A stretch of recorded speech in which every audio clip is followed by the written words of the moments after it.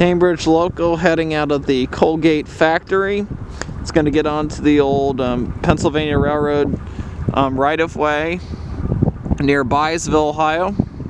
Then it's going to head westward on the B&O right-of-way towards Zanesville. Here it comes now.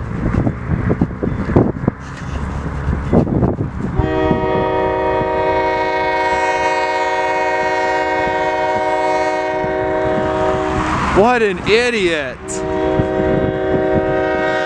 should have stopped for the train.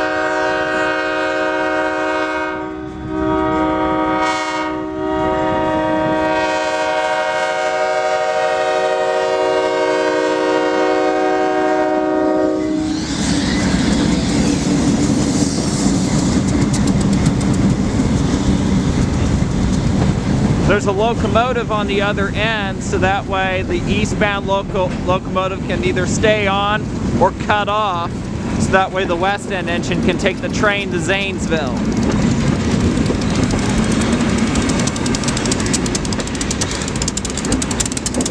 They're going to switch command controls once they get down to the switch.